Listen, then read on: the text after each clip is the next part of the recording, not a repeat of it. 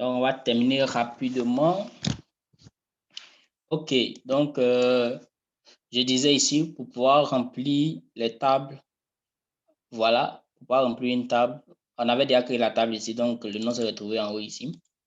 Après, même si les champs qu'on a choisis, c'est petit, si on a choisi des champs qu'on va ajouter d'autres champs, on peut ajouter en haut ici. Voilà. Mais déjà, on a déjà ajouté tous les champs qu'il nous faut. Donc ici, le nom va prendre le nom de nos différents attributs ici. Après, on a le type. Après, on a la taille, on a la valeur par défaut, l'interclassement, attribut nul, etc. Mais ce qui nous intéresse plus, c'est le nom, le type, la taille, la valeur par défaut. Des fois, par moment, on peut utiliser ça. Et puis l'index ou bien l'option auto-increment. Donc ici, je pense au niveau des noms, il n'y a pas de souci. Au niveau des types de valeurs, int, ça signifie entier. C'est-à-dire ici, ça doit être forcément entier. Ici, par exemple, l'idée, l'identifiant, c'est forcément entier. 1, 2, 3, 4, 5. Le livre, il peut contenir, c'est une chaîne de caractères, c'est-à-dire plusieurs lettres et un ensemble de mots. Donc, lui, c'est Vacha. Mais l'option, c'est Vacha, mais sa taille maximale, c'est 255. Ça, c'est la taille maximale. Pour le titre, on peut décider que le titre d'un livre doit être maximum 10 caractères. On peut décider ça. Mais, voilà, on met la taille maximum parce qu'on ne sait jamais. Il y a des livres qui ont de longs titres, des auteurs aussi qui ont de longs noms, etc. Maintenant, pour les champs date et les champs test, les champs de type date et test, on n'est pas obligé d'ajouter une taille ou bien une valeur comme ça. On n'est pas obligé parce que c'est défini. Par défaut, il va remplir automatiquement. Mais pour les autres champs, quand vous n'avez pas rempli, lui-même va vous demander, mais pourquoi vous n'avez pas rempli? Surtout pour les champs VACHA, il va vous demander, vous devez mettre au moins une taille ou bien une valeur. Maintenant, ici, on sait que l'identifiant, c'est notre clé primaire, c'est-à-dire c'est notre, plutôt, ID livre, c'est notre identifiant. Donc, pour cocher comme identifiant, dans l'index, on met primaire. On met primaire. Voilà. Il peut arriver qu'on puisse mettre unique, ça va dépendre. C'est-à-dire quoi? Si on avait ID ici, qui est un identifiant, mais un identifiant qui ne nous permet pas, qui n'est pas en réalité notre identifiant. Ça peut être en réalité celui qui permet de faire l'auto-incrément, c'est qui permet de créer des index automatiques. Mais ce n'est pas lui on utilise comme principalement un index. On peut créer ici référence livre, qui est l'index, c'est-à-dire qui est l'identifiant par lequel on reconnaît notre livre. On peut créer référence livre. Et lui, dans ce cas-là, comme lui, là, il prend auto-incrément, donc par défaut, il est défini sur primaire. L'autre, on peut le définir comme unique, c'est-à-dire ça doit être l'unique identifiant. Voilà, etc. Et voilà, je pense que si là, on est bon, on voit que dans la table livre, il y a un étranger qui est là, qui est l'identifiant catégorie, qui est un identifiant étranger qui vient d'une autre table. Comme il vient d'une autre table, ça va? Lui, il va prendre ici un index parce que lui, c'est un identifiant d'une autre table. Il faut signifier aussi que c'est un identifiant, mais ça vient d'une autre table. Et comme ça vient d'une autre table, il ne va pas utiliser primaire ni unique, mais il va utiliser index. Lui aussi, c'est un identifiant, mais il va utiliser index. Voilà. Et quand on va cocher index, il va nous demander de mettre un nom. Donc, on peut mettre index qui lit la table livre à catégorie. On peut donner, chacun peut nommer comme il veut, mais moi, je préfère noter ça comme ça. Là, c'est bien assez clair. On sait que c'est l'index qui est sur les livres et la catégorie. Voilà. Et on exécute. Et une fois que c'est fait, on enregistre. Voilà, on enregistre. On vient ici. On voit que dans notre base de données formation bibliothèque, on a une table qu'on appelle livre. Voilà. On peut créer encore sur une nouvelle table si on veut créer. Et puis, on ajoute. On fait ce qu'il veut.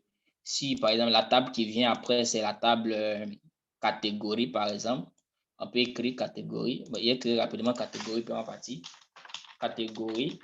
Comme ça, c'est catégorie. Donc ici, c'est ID catégorie. Donc, je copie bien sans qu'il y ait d'espace à gauche ni à droite. ID catégorie.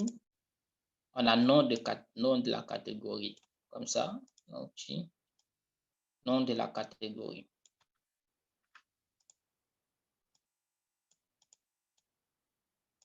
Nom de la catégorie. Voilà. Et ID, on sait que c'est un entier. Donc, c'est un entier. La valeur par défaut, il va le choisir. Le nom de la catégorie, on peut avoir enfant, truc, enfant, maison, nanani, nanan. Donc, c'est des vaches là, mais la taille maximale, c'est 255 caractères. Voilà, on peut décider que le nom d'une catégorie, c'est maximum 255. On peut choisir 100, mais ça ne doit pas dépasser 255 caractères. Valeur par défaut, on ne définit pas par valeur défaut, parce que toutes les catégories n'ont pas les mêmes noms. Ici, voilà, on sait que l'autre, c'est l'identifiant. C'est primaire, mais il va se remplir automatiquement, donc auto-increment. Donc, il va se remplir automatiquement et il a le champ primaire. Ici, il n'y a pas de champ secondaire, c'est-à-dire il n'y a pas de clés étrangères. Donc, on n'a pas à se soucier de tout ça. Et puis, on enregistre. Voilà, on vient de créer notre table catégorie. Une fois que c'est fait, on peut créer les autres. Donc, je vais vous demander de créer les autres utilisateurs et puis lecture. N'oubliez pas que dans lecture, il y a deux champs qui sont étrangers dedans. Donc, quand ils sont étrangers, on sait comment on est, mais je ne vais pas déjà vous dire. Vous allez faire vos recherches. Donc, vous allez créer utilisateur et puis lecture. OK. La prochaine fois, la prochaine fois qu'on va se voir, on va lier ces tables-là, puisque c'est vrai qu'ils sont liés par les identifiants, mais on va établir leur relation. C'est-à-dire qu'on va mettre des traits pour dire que lui là est lié à lui, là, lui est lié à lui. Donc, ça sera la prochaine étape pour prochainement. La prochaine étape prochainement, où est-ce que j'ai mis ça?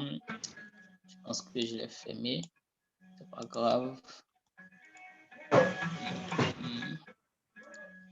C'est pas grave, ça c'est le zoom. Bon. Je vais l'ouvrir ici. Je vais l'ouvrir ici. Donc ici, je pense que on est arrivé à cette étape-là. Construction d'une base de données avec WAMP, etc. Donc, la prochaine fois, on va terminer, on va voir les requêtes et les jointures, comment faire les jointures. On va aborder en même temps rapidement la construction de notre API. Et je pense que ça va aller très vite. Je pense que la prochaine fois, on sera dans le temps. Et voilà, donc pour aujourd'hui, si vous avez des questions, vous allez poser. On va lever les ambiguïtés, puis on va clore. Est-ce que vous avez des questions ou des commentaires?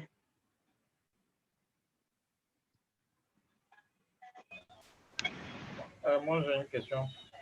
Oui, allez-y. Lorsqu'on finit de créer nos différentes tables, oui. Comment est-ce qu'on enregistre ce projet? Oh, une fois que vous enregistrez, une fois que vous enregistrez les tables, c'est déjà dans votre serveur local. Donc, si je tape la même adresse, c'est-à-dire 127.0.0.1, je vais avoir tout ce que j'ai déjà fait auparavant. Oui, donc je vais faire un exemple tout simplement. Je vais fermer comme ça. J'ai fermé mon navigateur. Donc, je reviens. J'ouvre mon navigateur. Très rapidement. Donc, je tape 127.0. Je clique sur php.myadmin. Je suis connecté comme ça. Et dans la liste des tables, j'ai il y a formation bibliothèque à côté. Et voici mes tables qui sont là. La liste des... Voilà. Donc, oui, allez-y, Zozo. Oui, bah, en fait, moi, je pense que dans le fond, c'est bon. Mais ce que j'aimerais peut-être signifier, est-ce Oui. que généralement, les cas qu'on va croiser, ça sera de ce genre-là, ou dans le cas contraire, puisqu'on utilise Meris. Donc, Oui. j'aurais souhaité que peut-être tu nous donnes peut-être un document sur les éléments clés qu'on doit savoir pour pouvoir faire créer la Les bases table, de les données. différentes tables, quoi, les bases de données. Voilà, si c'est sur D'accord. Méris qu'on va travailler, il va falloir avoir des connaissances un peu poussées pour pouvoir. D'accord. Que là, c'est un peu. D'accord. Donc, je vous enverrai soit un lien ou soit un document PDF pour que vous puissiez lire, pour vous imprégner un peu de cette de Méris, en fait. D'accord. Merci beaucoup. Merci. Merci, je vous en prie. Oui, Maurice, Steph.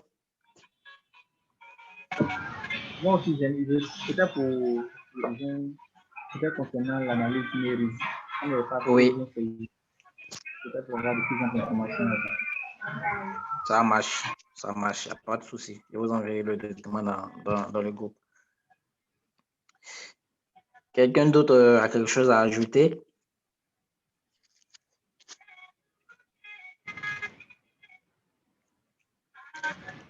D'accord. Donc, je pense que sur ce, on va clore. Je vais mettre les vidéos sur YouTube pour ceux qui veulent encore suivre.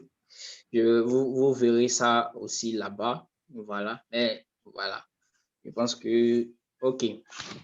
Donc, sur ce, portez-vous bien. Et puis voilà, on s'est dit dans le groupe, quoi, toutes nos ambiguïtés, on peut en parler. Ceux qui ont des ambiguïtés, n'attendez pas forcément les séances de formation parce que, voilà, si vous avez des ambiguïtés, vous pouvez entrer dans mon PV ou même là dans le groupe pour tout le monde puisse partager. Et puis, c'est important aussi de discuter de technologie dans le groupe aussi. Donc, si vous avez le temps seulement, n'hésitez pas. Maurice, vous voulez toujours parler?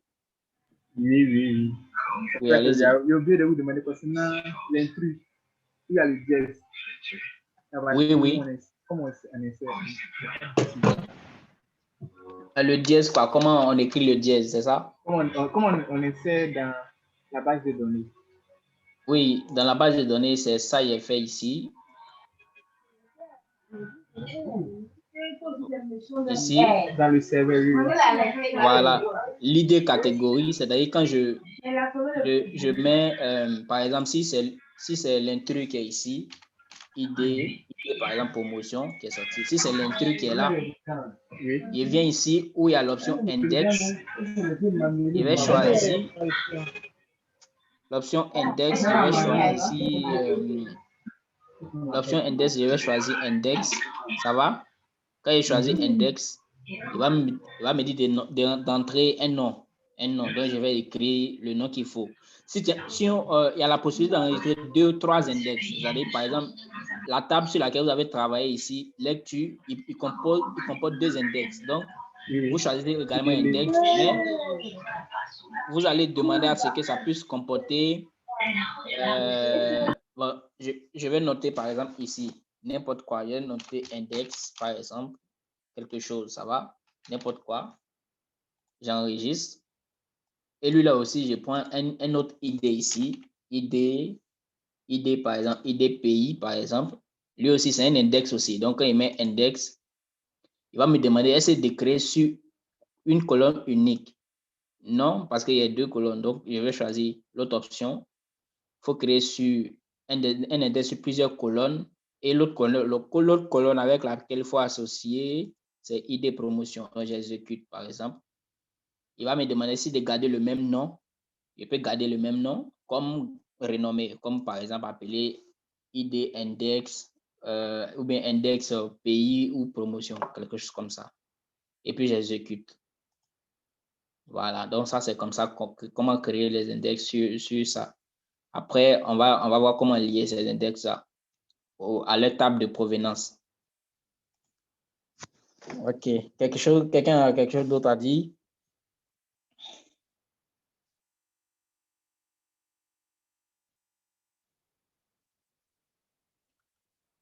D'accord, donc je pense qu'on est bon là. En tout cas, merci beaucoup. On est resté combien de temps?